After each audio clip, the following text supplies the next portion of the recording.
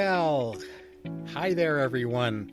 Welcome to the One Thing podcast, where we all get to usher in the new age of humanity, as we call it Homo Spiritus, by practicing dancing with the one thing that we as individuals, communities, and countries have yet to try en masse. That one thing is the connection to the higher self part of our true self anatomy that people call by various different names, and we encourage you to use your name for whatever that is for you. Our prime directive above all else is to make and constantly return to Tot connection, the one thing connection, day in and day out, as our first step in dealing with life problems, rather than viewing life problems as things we can solve separately from Tot. And in this episode, it's titled Facets of Forgiveness: What it is, what it isn't, and how to do it. And so we're going to be talking about forgiveness as we understand it versus forgiveness myths and fake forgiveness and things along those lines. And we'll be wrapping up with some specific proposals for you to experiment with up-leveling your relationship with forgiveness. Awesome. Yay. Happy Yeah. to be here. Yeah. And we want to just start out by acknowledging that we realize that there is a spectrum of events that happen to us from small to great. So a small thing might be someone didn't put their shopping cart back and it was in your way in the parking lot, or something along those lines, to the medium things like, someone having lied to you, or maybe a feeling of betrayal or something along those lines, to the bigger things that may take a lifetime to unpack and learn how to forgive. So it's forgiveness is practiced in the minor to the dramatic, and the key is that we learn how to build that muscle, because we've always needed it, and I believe, I think David, it's fair to say he does too, that we're going to need it more and more as time continues to march on. I would agree with that for sure. And so another part of the framing for what we want to cover is just to acknowledge that, of course, as human beings, we have desired and undesired life experiences. We have expected and unexpected life experiences. And in addition to having undesired life experiences, we even have at times unacceptable life experiences. And this all relates to our relationship with forgiveness that we're going to unpack in a couple of minutes. Yeah, and we're not trying to portray that we know why seemingly bad things happen to seemingly good people, why any of these things happen in a life that would require forgiveness in the first place. But since they do, we would just like to share with you how we view it, and what some possible ways to go about releasing the pain through the process of forgiveness that we all carry in varying degrees. Right. So the first part of that you're going to do is, or lead off on, is what forgiveness isn't, in our opinion. Right. So I heard a long time ago that forgiveness is being able to give as before. And, um, that might be possible in some circumstances, and it might not. It just depends on the situation. And so uh, the other thing, am I talking about cliches here? Yeah. Yeah. The Yeah. cliche that you were speaking Yeah, of. sometimes cliches can be maddening because it makes us feel, or I'll speak for myself, it makes me feel like I can't possibly do it that way, so I might as well just throw my hands up and live with it, kind of thing. And, um, that's just not, cliches don't work. So if you've ever heard cliches around forgiveness, just set them aside and be curious and inquire from your heart. Ask your heart to show you the way through something. And I think the first thing, speaking of the heart, that we would want to make sure to remember is that we give our own selves compassion as before. Like, it's hard to give ourselves compassion when we are living through something that's painful, but that's actually the time we need to give ourselves compassion the most. So not many of us learn how to give ourselves compassion. So I'm not sure if the idea of being able to give ourselves compassion as before an event is even fair to talk about it that way. um, but nonetheless, activating compassion from our own heart is a personal medicine that helps us walk through something that needs to be forgiven. Right. And the thing that I want to add about the cliches is that there are things that people have told me when I've been in the middle of dealing with an unacceptable life situation that have fallen in one of two categories. One I call true but not useful, Mm. and the other I call true but premature. Mm-hmm. And so when you're hearing seemingly wise and actually potentially wise comments or suggestions about forgiveness that are not a right match with where you are in the forgiveness process, you might just want to forgive them for being well intended and not right matched with where you are. So that's what I mean by true but not useful or true but premature. And the other thing that I want to add as well in terms of what forgiveness isn't is when Lori and I talk about forgiveness, we're not talking about letting someone get away with something unacceptable that they did. That's an issue that has to do with justice. Mm-hmm. And justice and forgiveness, even though they walk certain amounts of parallel paths, they are not the same thing. It is possible, in my experience, to reach forgiveness even before something that was unjust is ever corrected. And forgiveness is not about making something that was unjust okay. Right. Yeah, perfect. Yeah, I think the human mind, the head, really wants justice, which is understandable, but the heart really wants more the forgiveness piece because that's a release, an internal release for ourselves. And sometimes we have to forgive, and we may or may not ever even know if there's justice, but we have to trust in the cycles of life and the laws of energy that justice is always at play. And so, that's just something we may or may not get. Some people call that the law of karma. Yeah. Yeah. The law of cause and effect. Yes. Every action has an equal or greater reaction. So, Sooner or later. yeah, it will come around.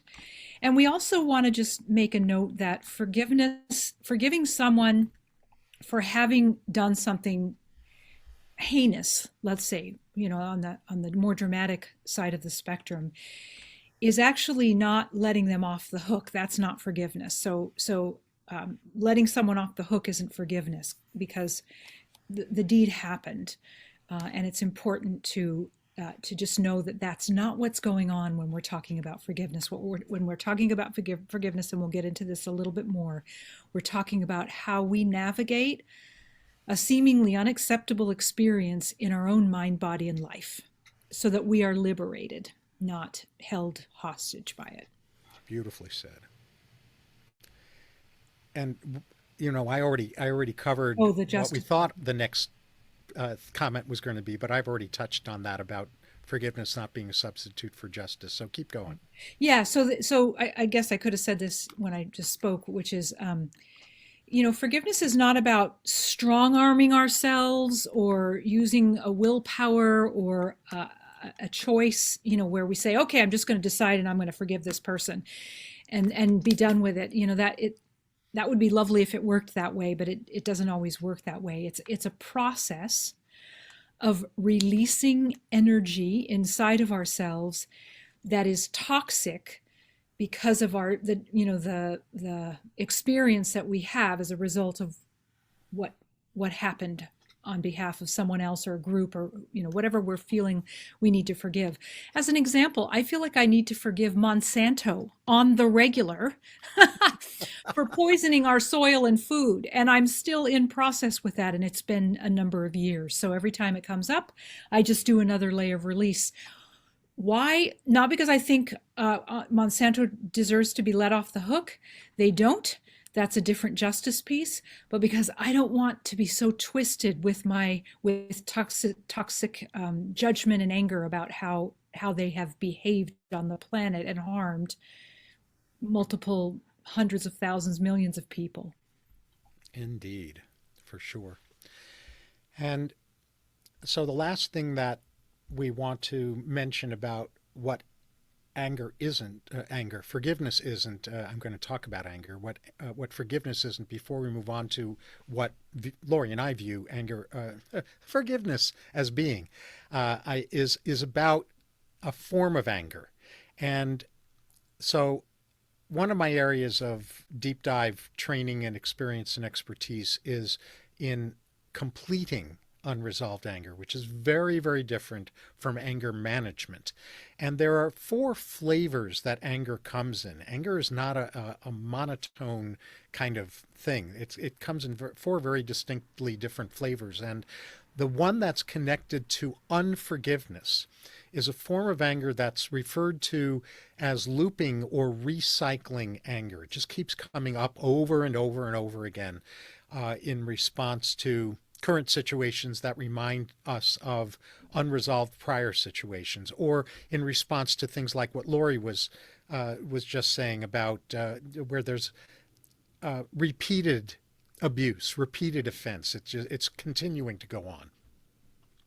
And what looping anger shows up as is vengeance, as a desire to have revenge, or as a desire to make the other person, the offending party, the party that we're not wanting to forgive, change or see the light or hurt or apologize before we will let ourselves feel whole and complete. Mm-hmm. So looping anger is a very, very blustery and self-righteous form of non-forgiveness.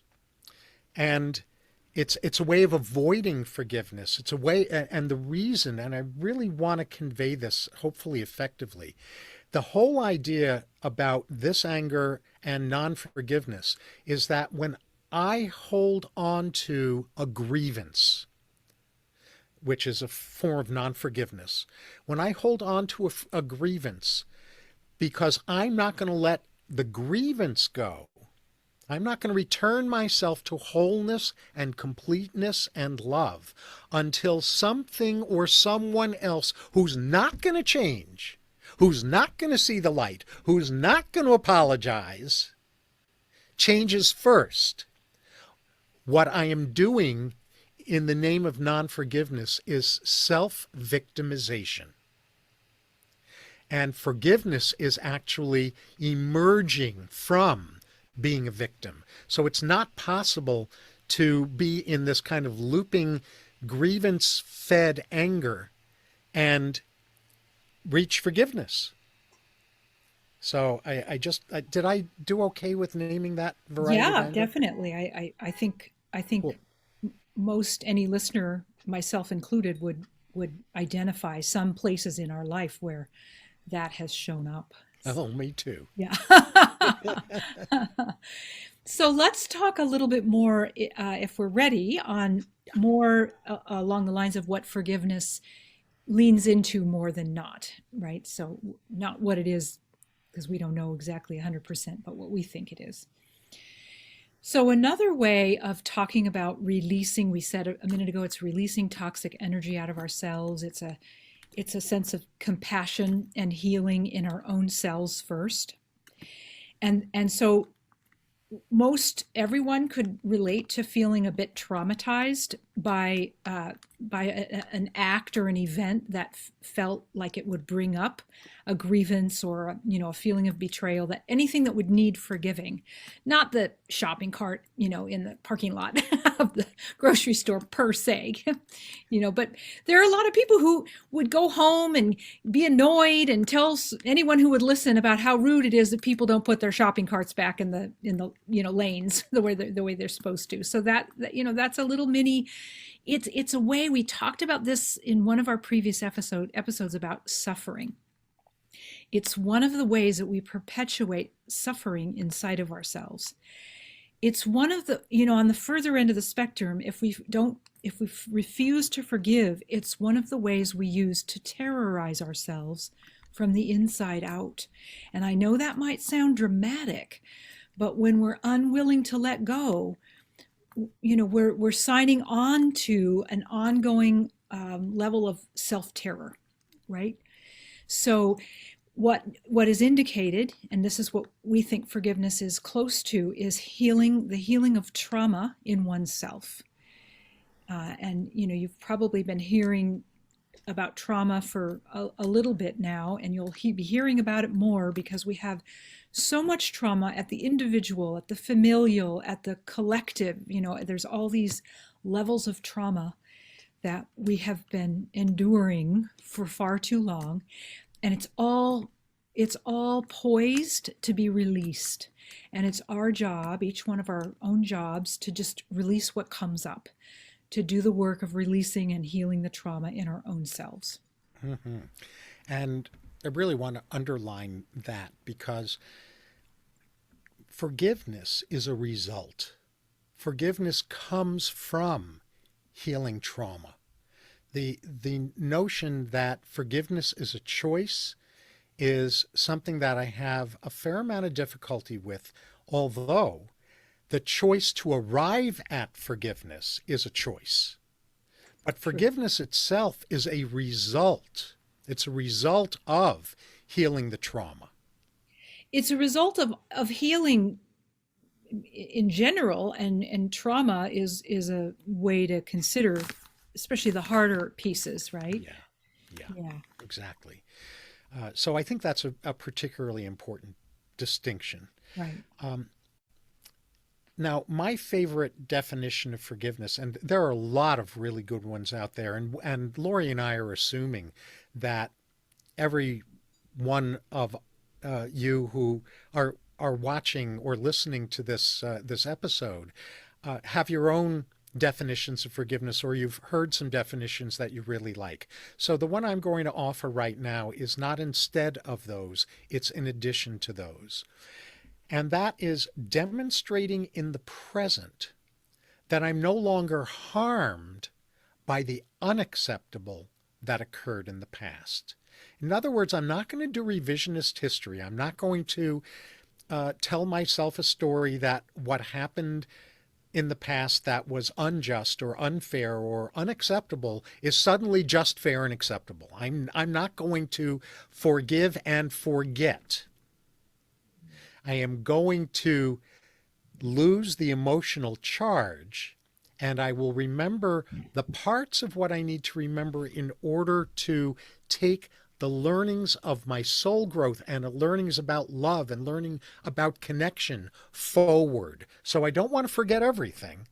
I just want what the essence of forgiveness is for me is embodying, demonstrating in the here and now moment that I'm no longer harmed by the unacceptable that occurred in the past. Because when I am demonstrating that to me, not talking about proving anything to you, to someone else. When I'm demonstrating that to me, what I'm doing is I'm showing myself I am whole and complete, even though that experience happened. And maybe even because of some unexpected gifts, awful gifts is what I refer to them as, that came out of the unacceptable. Yeah, beautiful. And if there aren't gifts that you have access to, that's okay. But the key is, and I'll say it a different way than David said it, even though he said it eloquently and beautifully, is that we no longer carry a charge about the thing that happened. It doesn't twist us up inside. Precisely. And it might take, for some things, it might take a little bit of time to get there, right? So, and, David's mentioned the word a couple of times, but ultimately, what forgiveness, the result that we're looking for in the practice of forgiveness and the layers of forgiveness that may need to be uncovered for, various different circumstances, is we're looking for a reconciliation with our own wholeness. And as a reminder, we can't access our own wholeness without our connection to the one thing. And David also mentioned that happens in the present, and that was an earlier, core principle of when we started this podcast. We had some initial episodes that were core principles, and one of the core principles is being present, because it's really our connection to the one thing in the present moment, even though we might be charged to the hilt and triggered to the hilt about something that we know needs some kind of forgiveness, some kind of releasing and healing. It can't happen without being connected to the source of life, right? The one thing, and in the present moment, and then being shown breath by breath what it looks like to unravel the tangle of something that needs to be forgiven. And we can do that anytime. And, David said it a moment ago, we can still remember that we're whole, even as we're working through a forgiveness piece, even as something happened to us or for us that made us feel broken and wounded beyond repair. We've talked about that in a past episode. That makes it difficult for us to accept our own wholeness, and that we're actually, not broken beyond repair. So it's tricky, and it's why we are so sort of like a broken record about how important it is to connect to the one thing. So with that being said, how to practice the form of forgiveness that we would offer you to consider, and weave in whatever other ways that you've learned along the way. Sometimes I have to take little pieces of one person's definition and little piece of another and make my own sentence about it, that where every word resonates, where I can train and teach myself that this is how I'm going to choose to be in a relationship with forgiveness until it changes, if it does, right? So back to the very first thing is to connect to the one thing. And, oftentimes I'll do that in a way where if I am like feeling like I'm being pulled into quicksand about a situation, I'll just, put on my hands on my heart, make my connection, and just say, I'm kind of drowning here. I don't know where to go. I need help. I'm here in this present moment with this large charge. What's my next step? And, when we ask for that kind of direction and wisdom from our higher guidance, we're never not given it. That's my experience. Mine too. Yes, thank you. Marvelous. Now, some people, when they haven't had a lot of experience with forgiveness, they will say to me, well, I don't know that I have anything to forgive, or they may have done a fair amount of forgiveness work around some very large incidents in their lives, and they're thinking they don't have much to forgive. The thing that in terms of how to do forgiveness, we can't heal what we can't see.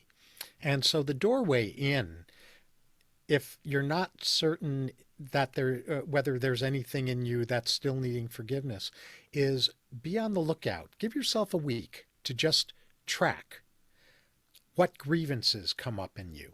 If you notice a grievance coming up, then you have something to forgive, because the clue to needing to do forgiveness is grievances around situations, around other people, and or around ourselves.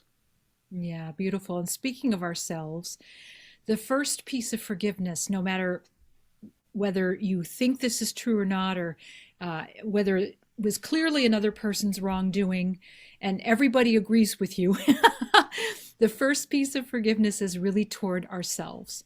One, for having endured a situation like that, for being a victim of a wrongdoing, let's just say it that way, for how we have had to cope since that situation. And for some things, this has been a lifetime, maybe multiple lifetimes, but sometimes it was only last week or last year or 10 years ago, or when we were, what dad did when we were a child.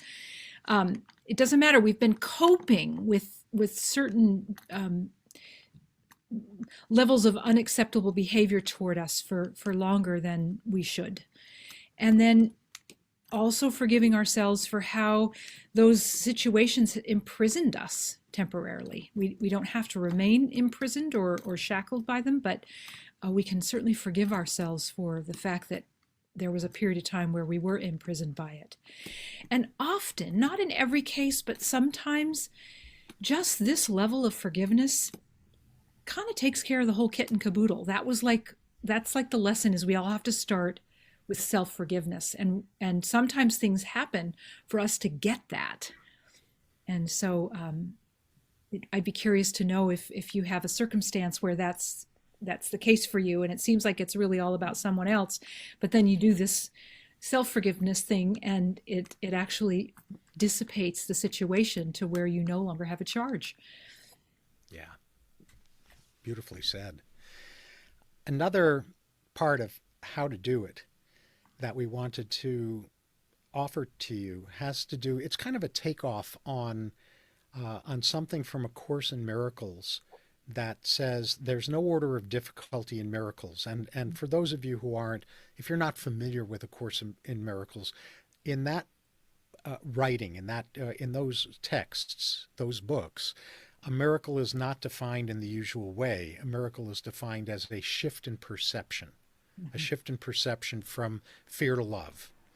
And so what in the Course's terminology of a miracle, A Course in Miracles says there is no order of difficulty in miracles. Well, the same thing is true about forgiveness. There's no order of difficulty in forgiveness either, except in our own mind. Whether a situation was unexpected or undesired or flat out unacceptable, everything is forgivable.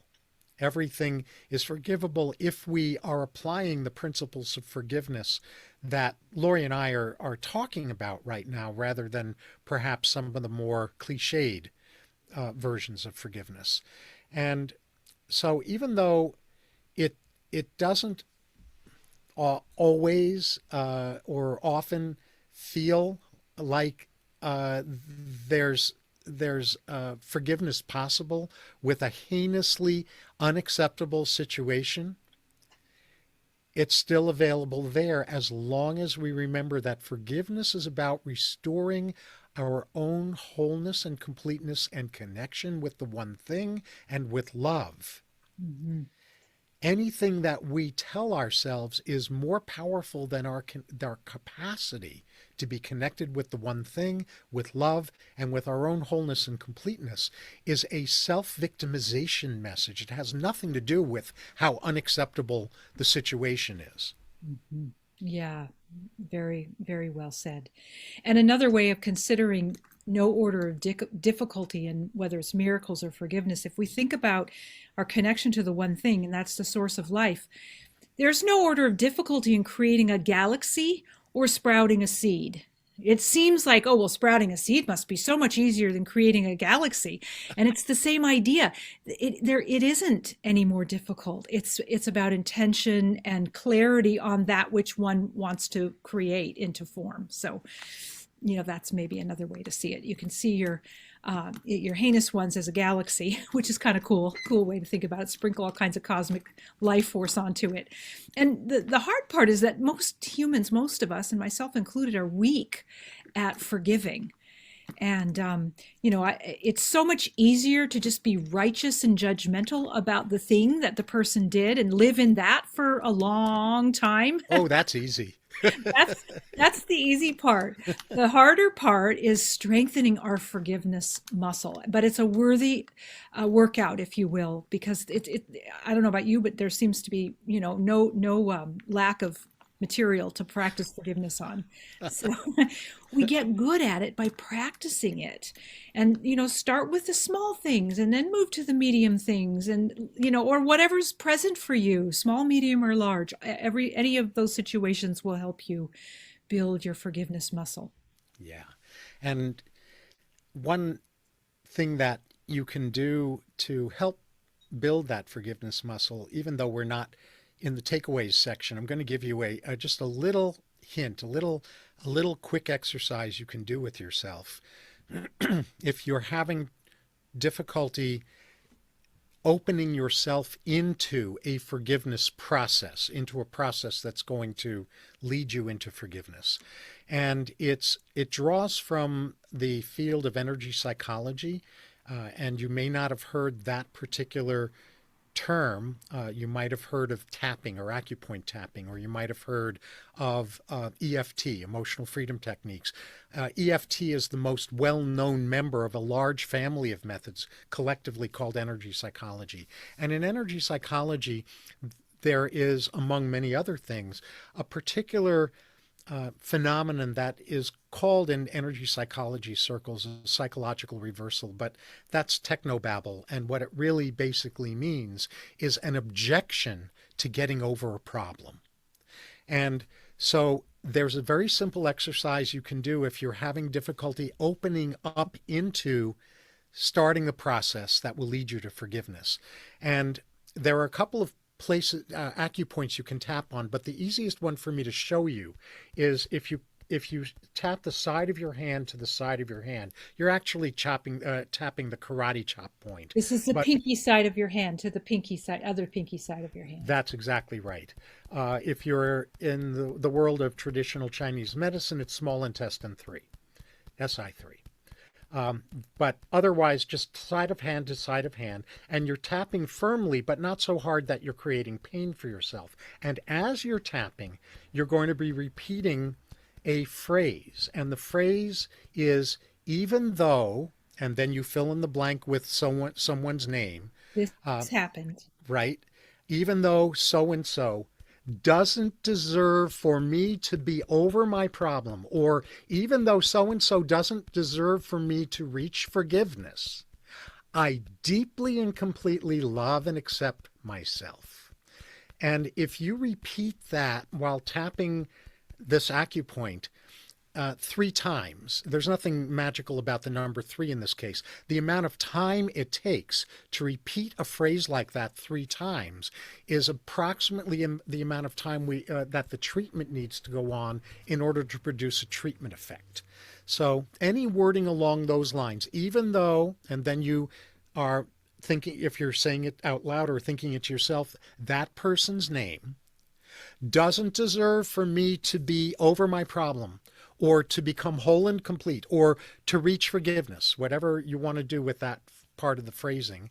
Then the final part of the phrase, the sentence is, I deeply and completely love and accept myself. Nice. And the treatment outcome would be a softening of your own resistance or unwillingness or objection to doing a forgiveness piece. Right. It's not instead of the forgiveness. It's what if we need an opening, it opens the door so that we can then do the forgiveness piece. Right. It softens our resistance to doing the work. Yeah. Yeah. Softens our resistance is a beautiful way of saying it. Yeah. Yeah. And the other thing I thought of is one of the things I practice is when I see something that goes wrong, or if I was in that person's shoes, I would need to do a forgiveness piece. I practice forgiveness for those 2 people just in my own quiet mind and heart space. Nobody knows I'm doing this, but it helps me to feel into and to practice and build that muscle of forgiveness when I'm not the one involved, so that when I am the one involved, it's easier for me to feel into the how it feels to do forgiveness.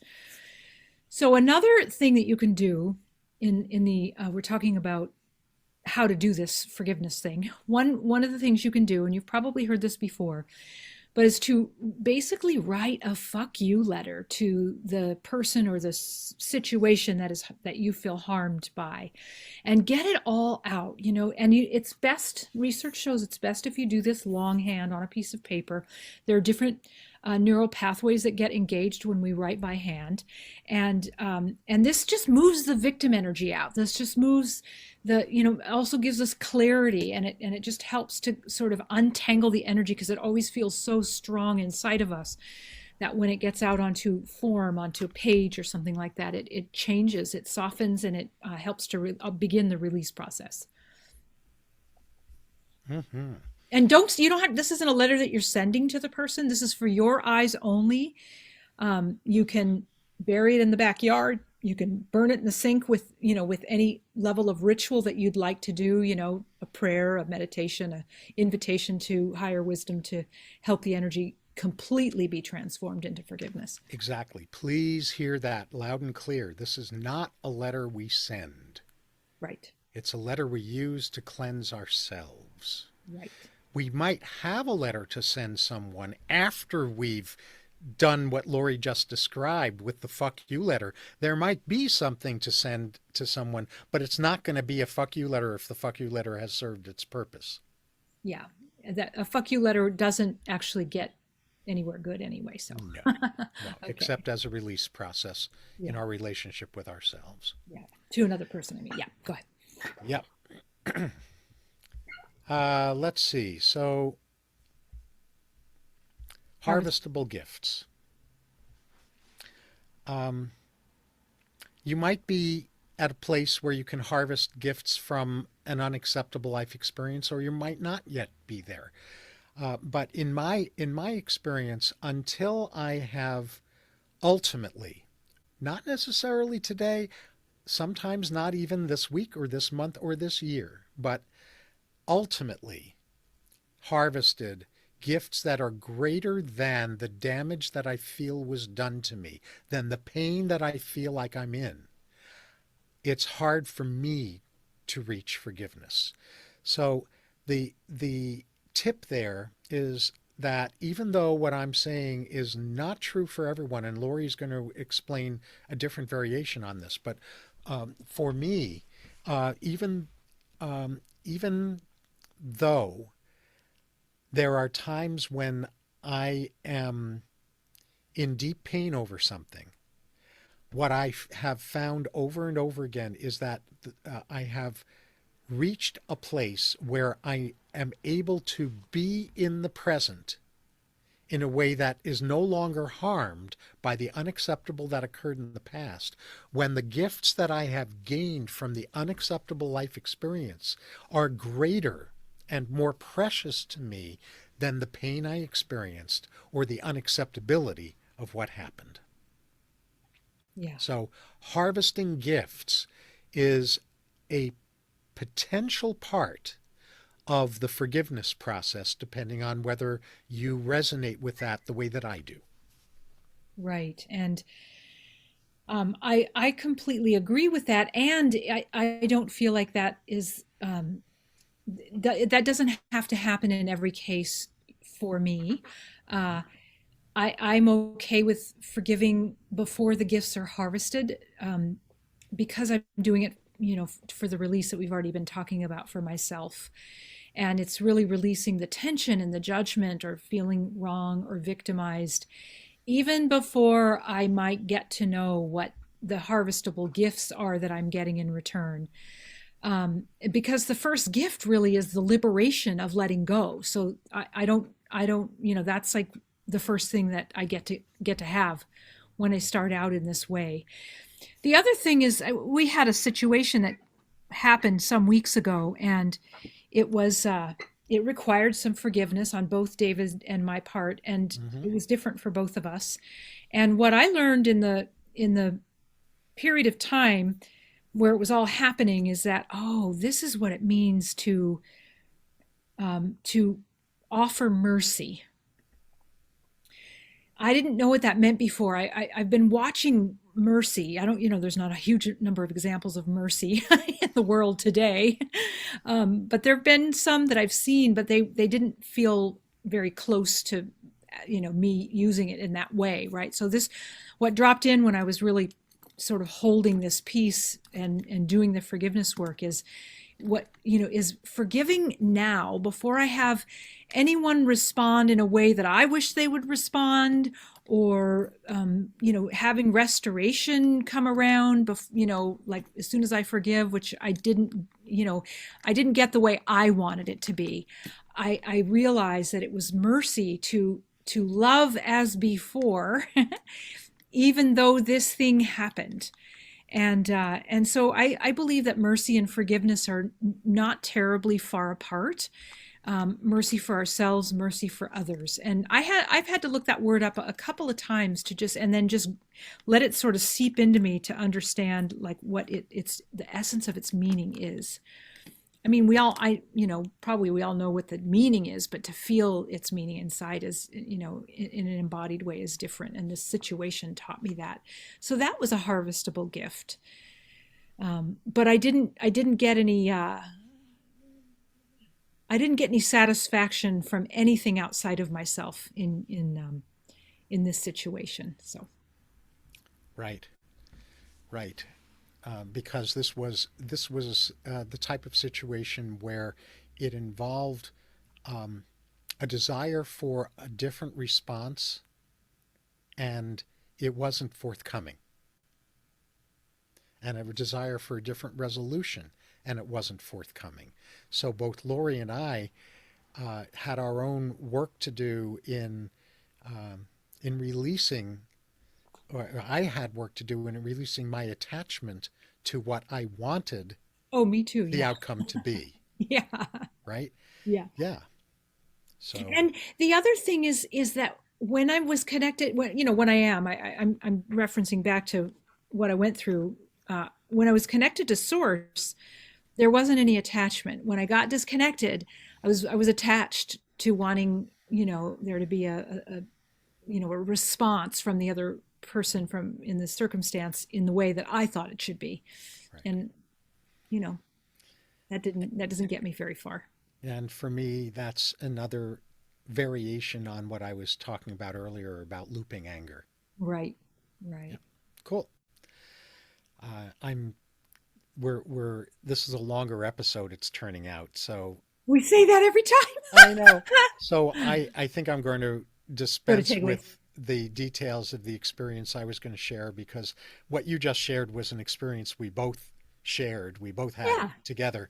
Um, so I think we're good there. The only thing I'll add, partly to prepare to pave the way for a comment I'll make in our takeaways, is that a lot of what calls for forgiveness is experiences that Lori and I am in particular am fond of calling AFGOs, AFGO. AFGO is an acronym, and I'm going to do the polite version of it. You can fill it in with the raw version of it. AFGO stands for another friggin' growth opportunity, and part of why that's valuable for me is when I remind myself that I'm in the middle of an AFGO, it lightens something in me so that I'm able to deal with that situation in a less heavy, less intense way than I do if I don't remind myself about that. Right. And you know, all of this kind of work that we're talking about, and as far as connecting to our higher presence, and anything that disconnects us is ready to be returned to the feet of love in order to stay connected more and more. If we do it in a way that is more lighthearted rather than heavy and burdensome, it's just so much easier to keep doing the work and to catch all the little cracks and crevices where the energy hangs out, so that we're really we're walking a path of our wholeness, of our completeness, of living into the full amount of love that we are and self-sovereignty. So that's the first takeaway that we want to offer. The second is just a reminder of something we actually covered earlier, so I'm not going to spend time on this, but just as a reminder, if you don't know what's in you to forgive, start accumulating a list, do a grievances inventory, and notice if revenge or manipulation energy comes up in you, because that information is your clue that something needs healing and something needs forgiveness. Yeah. And just like we don't have very strong muscles for forgiveness, we also don't have very strong muscles for surrender, because the human mind thinks if we surrender, we're going to be stomped upon and bad things will happen and roofs will cave in and all the things. But actually activating our willingness to surrender, our own compassion to ourselves, surrendering that the other person act a certain way in order for us to feel whole, all of those kinds of things. There's ways of surrendering constantly, just like there's ways of forgiving constantly. So the willingness to surrender, requiring anything happening in a way outside of us for us to be whole, is the thing to play with on that. Yes. And the final takeaway is kind of an invitation to into prayer or request or summoning our higher self, or whatever your terminology is. And I'm going to offer some wording just as a jumping off place, because what Lori and I want to encourage you to do is to find your own wording for this. And so one way of opening up to forgiveness is, I don't know what this situation was for. I think I do. I think I know that bad things happen, and I have all those judgments. But in truth, I don't see from the bird's eye view level of what this was for, other than that it's some kind of AFGO for me to help me become more whole, complete, self-sovereign, and more fully connected with the one thing. And I ask to be shown this. I ask to be shown what this is. And the final thing I'll add about that is, again, from A Course in Miracles, that where there's a section that talks about what it calls a little willingness. All it takes to crack open the door for the forgiveness process to initiate, to start, is a little willingness. And the wording that I have actually used at times when I am having trouble summoning the willingness to step into healing or to step toward forgiveness is, I am willing to consider the possibility that maybe I'm wrong in how I'm viewing this situation. Beautiful. And I would say, keep your foot in that door, keep that crack. If you slam it back shut again, then, open it back up again. It's going to start all over. And this is where we get into these traps where it's like, oh, this stuff doesn't work, but that it's because we've slammed the door to the stuff that actually does work. So, okay, well, that is our episode on facets of forgiveness. And our next episode, which we hope you will join us for, is the difference between trying to fix the illusion, the matrix, as some people call it, and living into the divine plan. So we're gonna just kind of unpack that, because I find, I think both David and I find, that most people think they're living into the divine plan, but they're actually fixing the illusion, and that's a bit futile. So meet us next time, and we'll unpack that. Well, until next time, remember to dance with your better half, the one thing, so that you can keep living more and more fully as Homo Spiritus.